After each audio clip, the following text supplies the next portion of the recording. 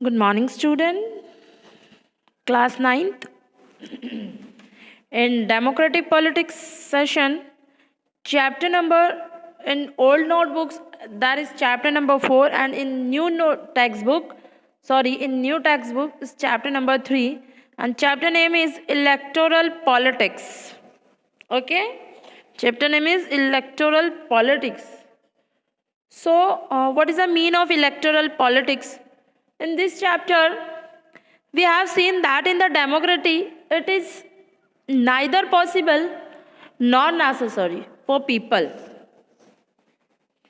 to govern directly. The most common form of democracy in our times is for the people to govern through that representatives. In this chapter, we will look at how these representatives are elected. We begin by understanding why elections are necessary and useful in a democracy. We try to understand how electoral competition among parties serve the people. We then go on the task, ask what makes an election democratic. The basic idea here is to distinguish democratic election from non-democratic election.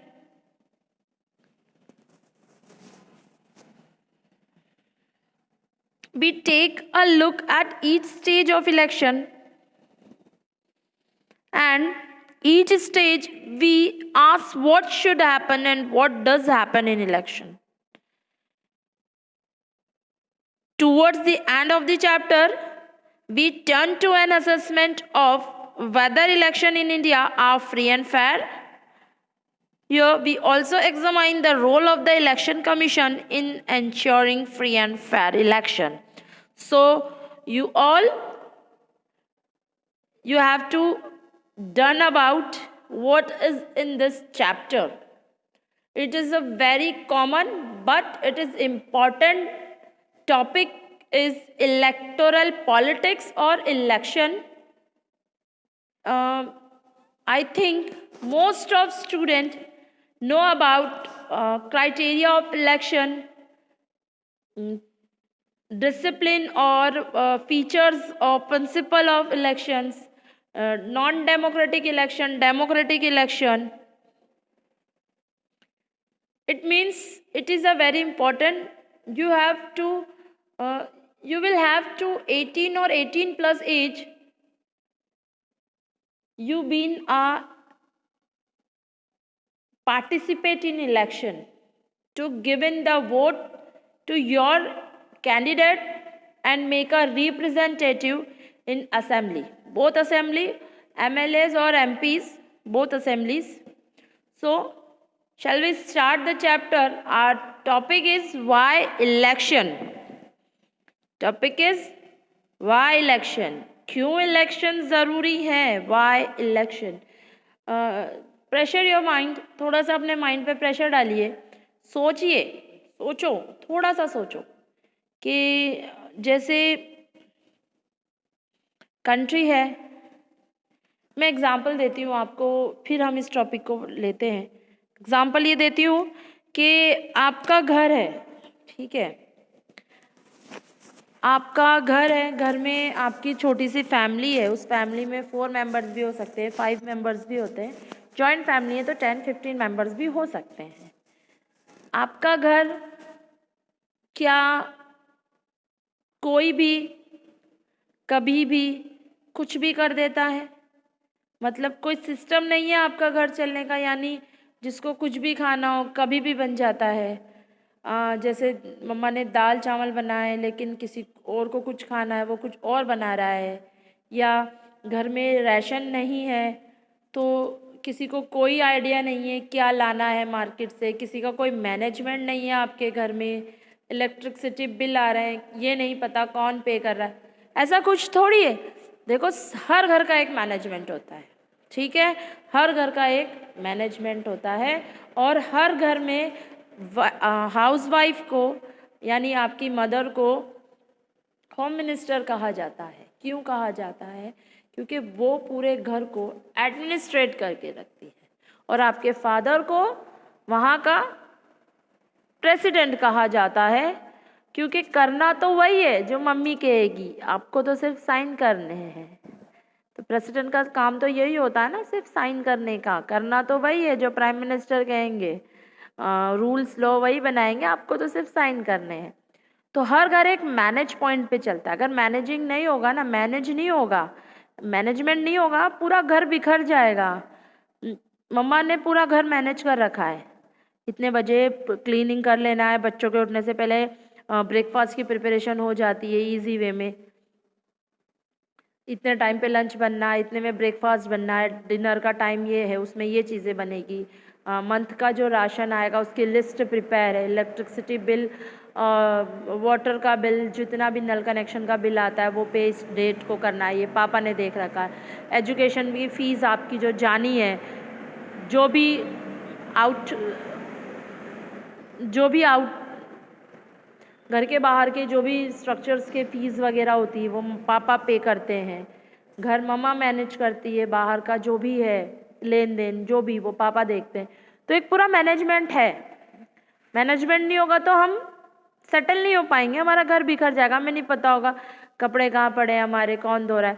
तो एक management, जब हमारे छोटे से घर को एक management की ज़रूरत है, then why don't we have a management in our country? क्यों नहीं करेंगे हम हमारी कंट्री को मैनेज? तो जिस तरह हमारा खुद का घर है उसे मैनेज करने की ज़रूरत है, उसी तरह इतनी बड़ी कंट्री को भी मैनेज करने की ज़रूरत है। देखो आपके घर से एग्जांपल देती हूँ कि ये जो स्टेट डिस्पार्टीज हुई हैं, यानी स्टेट वाइज जो गवर्नमेंट हुई है वो क्यों हुई है। आपके घर में अगर जॉइंट फैमिली है, अगर चार बहुएं रहती हैं, तो 4 ग्रैंडसन की बहुएं रहती हैं, तो क्या होगा, आपस में क्लैश हो जाएगा। मैं इतना काम क्यों करूं, वो इतना काम कर रही है, वो कम काम कर रही है, मैं ज़्यादा कर रही हूँ, वो कहेगी मैं ज़्यादा। तो क्या होता है, 4 हैं तो चारों में वर्क डिवाइड हो जाते हैं। आप इतना करोगे, आप नेक्स्ट इतना करोगे, आप नेक्स्ट, तो इक्वल डिवाइडेशन हो गया, यानी सबके पोर्शन डिवाइड हो गए। अब आप सब अपना अपना सेक्टर देखेंगे। उसका अगर क्लीनिंग का है सिस्टम तो वो क्लीनिंग सिस्टम देखेगी, उसमें जो भी प्रॉब्लम आएगी हम उसी से कहेंगे। किसी का रोटियां बनाने का तो वो रोटियां बनाएगी, तो उसमें जो कम हो जाएगा तो हम उसी से कहेंगे। तो हमारे पास एक मोटिवेट सिस्टम हो चुका है कि अब जिसका जो वर्क है उसमें जो कमी और बढ़ती है वो वही देखेगा, और किसी को अब कोई प्रॉब्लम भी नहीं है बच्चा।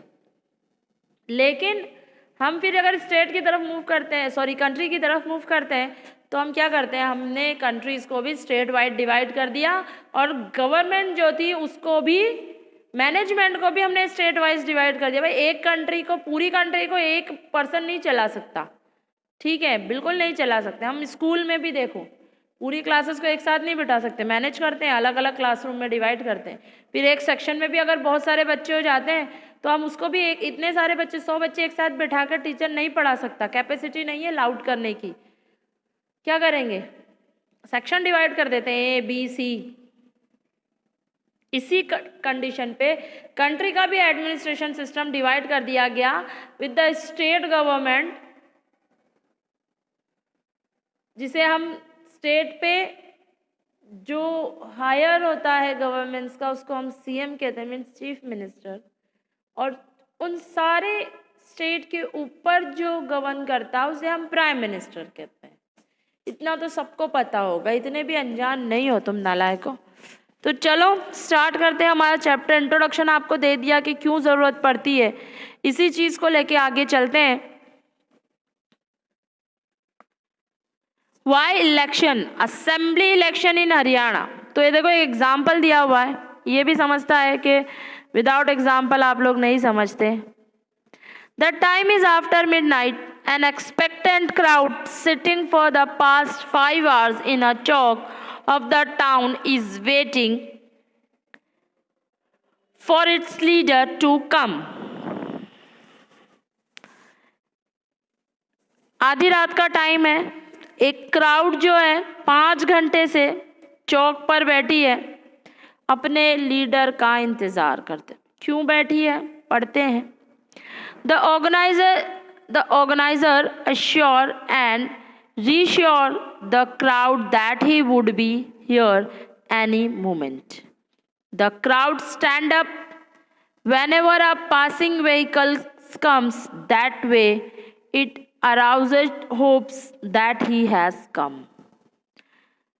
क्या होता है कि जो वो क्राउड है, जब भी कोई गाड़ी वहाँ से मूव करती है खड़ी हो जाती है कि हाँ ये कहीं हमारा लीडर तो नहीं आ रहा। अब वो लीडर कौन है जिसका ये इंतज़ार कर रहे हैं? तो the leader is mister Devi Lal, chief of the Haryana संघर्ष समिति। तो हरियाणा के संघर्ष समिति के लीडर हैं, वो चीफ लीडर हैं।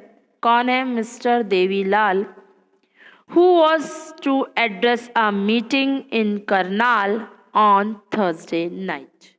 और वो करनाल में एक मीटिंग ज्वाइन करने आ रहे हैं नाइट में, इसीलिए ये भीड़ अपने लीडर को देखने के लिए बैठी। The 76-year-old leader is a very busy man these days। तो वो लीडर जो हैं वो कोई यंग नहीं है, 76 ईयर ओल्ड है और बहुत बिजी है इन दिनों। क्यों है देखते हैं। His days start at AM and end after 11 PM। उनका दिन 8 बजे शुरू होता है और 11 बजे के बाद तक चलता रहता है। He had already addressed 9 election meetings since morning, been constantly addressing public meetings for the past 23 months and preparing for this election। ये अभी तक कंटिन्यूसली 9 पब्लिक मीटिंग्स को हेल्ड करके आ रहे हैं और 23 मंथ्स हो गए इन्हें इलेक्शन की प्रिपेयर करते हुए। क्यों इलेक्शन की प्रिपरेशन कर रहे हैं? क्या हो गया? कुछ तो है, कुछ तो है। तो चलो क्या है ये? This newspaper report is about the state assembly election in Haryana in 1987। 1987 की बात कर रहे हैं कि किसी न्यूज़पेपर में ये रिपोर्ट थी कि the state had been ruled by a Congress party led by government since 1982। 1987 से 1982 तक कांग्रेस पार्टी ने गवर्नमेंट की थी हरियाणा में। Chaudhary Devilal then an opposition leader, और चौधरी देवीलाल जो थे वो उस टाइम अपोजिशन लीडर थे। आपको पता होगा कि सिस्टम होता है, एक असेंबली में होता है तो दूसरा भी अपोजिशन लीडर होता है, और अपोजिशन लीडर की बहुत इम्पोर्टेंस होती है। वो क्यों होती है वो हम आगे के टॉपिक में क्लियर करेंगे इसको, ठीक है। तो देवीलाल जो थे वो कांग्रेस के अपोजिशन लीडर थे, यानी उनके अगेंस्ट इलेक्शन में खड़े हुए थे। लेड अ मूवमेंट कॉल न्याय युद्ध। इन्होंने, जब कांग्रेस की गवर्नमेंट थी तब इन्होंने एक अपोजिशन लीडर होने की पूरी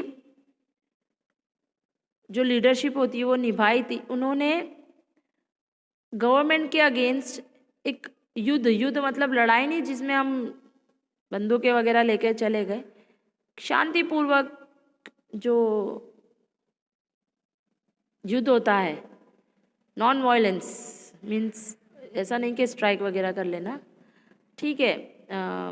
छोटी मोटी पब्लिक मीटिंग्स बुलाना, गवर्नमेंट के सामने धरना प्रदर्शन करना। तो इस एक मूवमेंट उन्होंने स्टार्ट की थी गवर्नमेंट के खिलाफ, उसका नाम था न्याय युद्ध। न्याय मीन्स जस्टिस, वॉर, युद्ध मतलब वॉर, तो जस्टिस की वॉर, न्याय युद्ध। Struggle for justice and form a new party. उन्होंने एक न्यू पार्टी बनाई जिसे कहते हैं लोक दल। इन्होंने गवर्नमेंट के अगेंस्ट न्याय युद्ध मूवमेंट छेड़ा और अपनी एक नई पार्टी फॉर्म की जिसका नाम था लोक दल। His party joined other opposition parties to form a front against the Congress in the election। इनकी जो पार्टी थी, अदर अपोजिशन, जो कांग्रेस के सामने अदर अपोजिशन पार्टीज थी उनके साथ जुड़ गई और कांग्रेस के सामने इलेक्शन के अंदर अपने आप को एज अ कैंडिडेट प्रूव करने के लिए एक पूरा सिस्टम चलाया इन्होंने। In the election campaign, campaign का मतलब होता है कि जो इलेक्शन कैंपेन का मतलब होता है इलेक्शन के लिए जितने भी वर्क किए जाते हैं, यानी जगह जगह रैलीज निकालना, पोस्टर छपवाना, लोगों के डोर टू डोर जाके बताना कि हम आपके लिए ये कर सकते हैं। आपके जितने अदर हेल्पर्स होते हैं, अदर्स जितने भी आपके वर्कर्स होते हैं, वो जाके आपके लिए जगह जगह रैलीज निकालते हैं, आपकी अच्छाइयों को बताते हैं। तो ये सारी चीज़ें जो आपके फेवर में होती हैं वो इलेक्शन कैंपेन कहलाता है। Devilal said that if his party won the election, Devilal ने क्या कहा कि अगर मेरी पार्टी जीत जाती है, government would wave the loans of farmers and small business man. He promise that this would be the first action of his government. यानी अगर मेरी पार्टी जीत जाती है तो किसानों को जो है मैं बहुत सस्ते में लोन दूंगा और उसका जो कर्जा है वो सब माफ़ कर दूंगा। और जो छोटे बिजनेसमैन है जो लोन के नीचे दबे हुए हैं, कर्जे के नीचे दबे हुए हैं, मैं उनका कर्जा भी माफ़ कर दूंगा और उन्हें बहुत कम इंटरेस्ट रेट पे यानी कम ब्याज रेट पे लोन प्रोवाइड करवाऊंगा। और ये मेरे गवर्नमेंट में आने के बाद जब मैं जीत जाऊंगा तो मेरा सबसे पहला स्टेप यही होगा स्मॉल बिजनेसमैन और फार्मर्स के लिए। The people were unhappy with the existing government. People जो थी, वो जो गवर्नमेंट थी कांग्रेस की उस टाइम पे, उससे अनहैप्पी थी। There were also attract by Devilal promise. और साथ साथ देवीलाल ने ऐसा प्रॉमिस कर दिया तो वो उनके फेवर में हो गई थी। So when election were held they voted overwhelmingly in favour of Lokdal and its allies. Lokdal and its partners won 76 out of 90 seats in the state assembly. Lokdal alone won 60 seats and thus had a clear majority in the assembly. The Congress could win only 5 seats. तो क्या हुआ? Government की तरफ से नाराजगी, opposition के promises, दोनों ने ही कांग्रेस को डुबो दिया। और सीधा सीधा क्लियर अकेले लोकदल ने 60 सीट्स वॉन की असेंबली में। और उसके साथ जो पार्टीज जुड़ी हुई थी 16 सीट्स उस पार्टी ने, तो टोटल क्या हो गई 76 इनके पाले में आ गई। और देवीलाल को क्लियर मेजॉरिटी दे दिया, समर्थन दे दिया किसने? पब्लिक ने।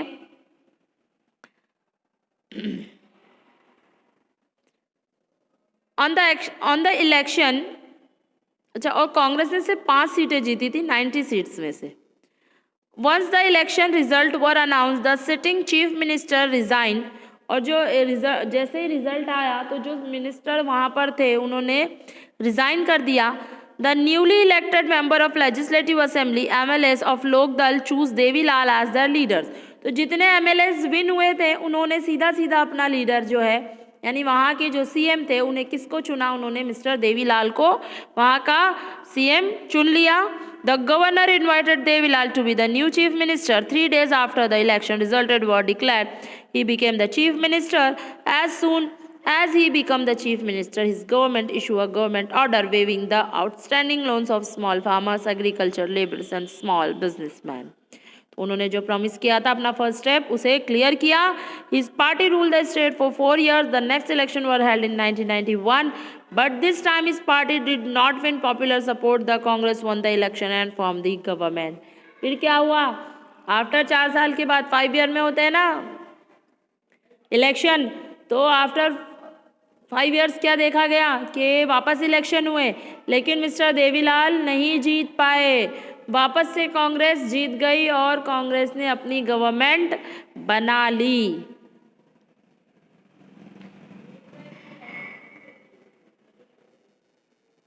तो ये सब कुछ यानी ये जो 2 एक्शन देखे हैं कि पहले जनता नाखुश थी कांग्रेस से, अपोजिशन पार्टी मिस्टर देवीलाल की लोकदल पार्टी को वोट दिया, उन्हें जिता दिया।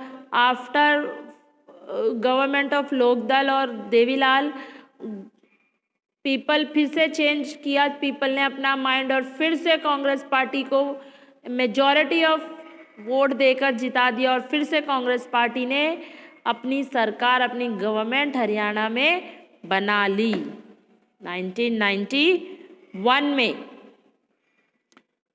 तो यानी इस चीज़ को जो आपने सुना, जो मैंने पढ़ाया, क्या थॉट आया कि भाई ऐसा क्यों होना चाहिए, ऐसा क्यों हुआ। तो इसका सिंपल मीन्स ये है कि ये जो गवर्नमेंट है अपने बेसिस पे नहीं बनती।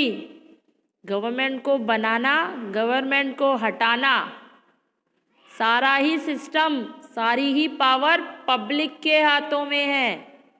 It is not the power of government, is the power of public और citizen in a country to become a government और to destroy a government. Public चाहे तो इन हैंड गवर्नमेंट बना सकती है और पब्लिक चाहे तो इन बिटवीन गवर्नमेंट गिरा भी सकती है। अंडरस्टैंड।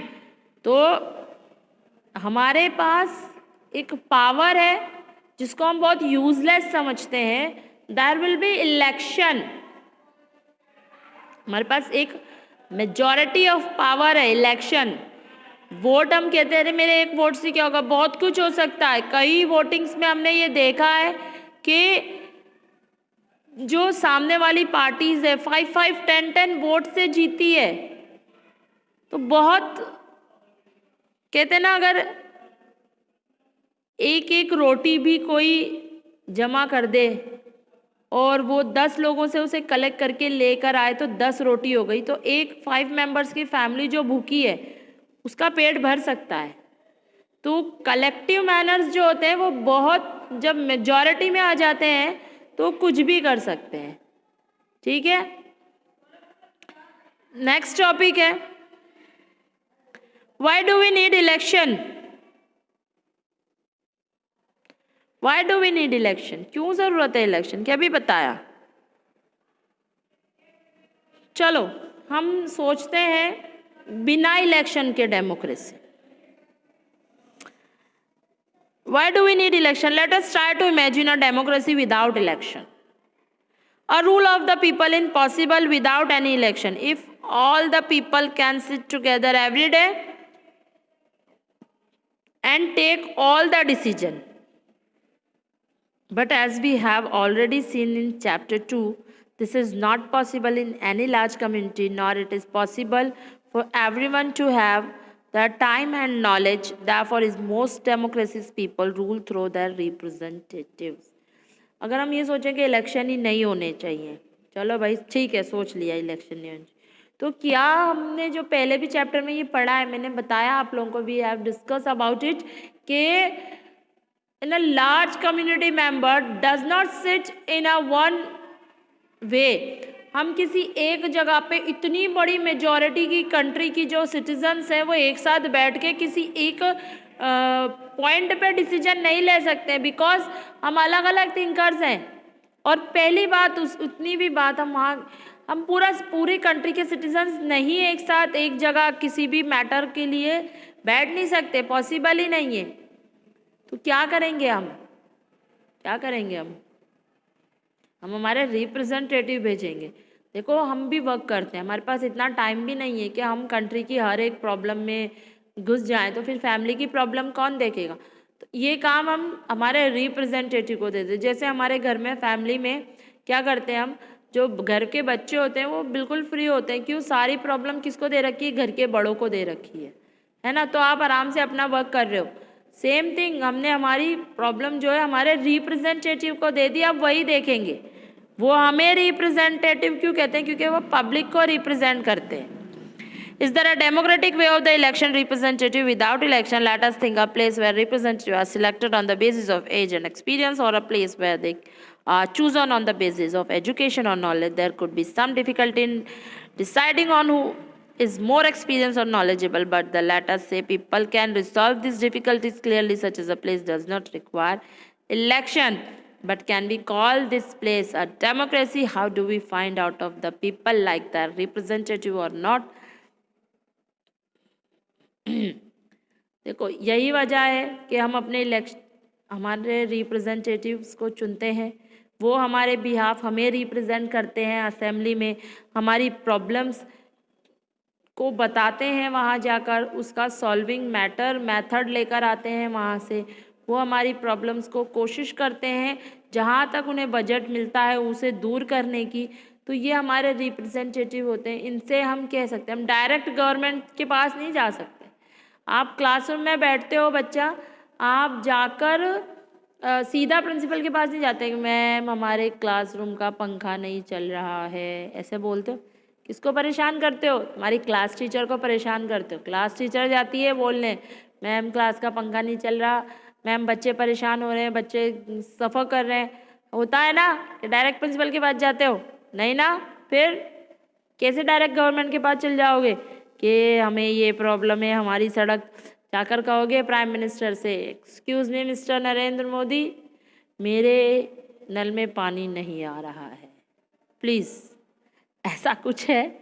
नहीं हो सकता ना, पॉसिबल नहीं है कि मेरे नल में पानी नहीं आ रहा है, मेरे सफाई कर्मचारी नहीं आ रहे, मेरे बाहर कूड़ा पड़ा है, आप साफ कर दे। ऐसा कुछ बोल सकते हैं क्या? पॉसिबल नहीं बेटा। ऐसी छोटी छोटी प्रॉब्लम्स लेके हम नहीं जा सकते वहाँ पर। उसके लिए मैनेजमेंट है, तो नीचे से लेवल, लो लेवल गवर्नमेंट से हाई लेवल गवर्नमेंट तक है, ठीक है।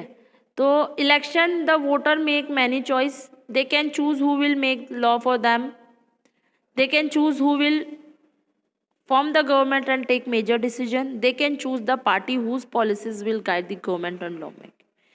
वो उस कैंडिडेट को चुन सकते हैं जो वो उनके लिए कानून बनाएगा, वो उस मेंबर को चुन सकते हैं, वो उस गवर्नमेंट को चुन सकते हैं, या उस मेंबर को चुन सकते हैं जो उनके बिहाफ गवर्नमेंट बनाएगी और गवर्नमेंट जो है उनके लिए यानी उन पब्लिक के लिए वर्क करेगी।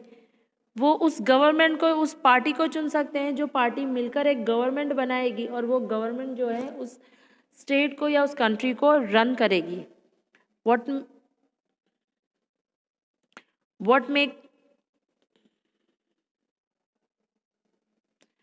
make an election democratic?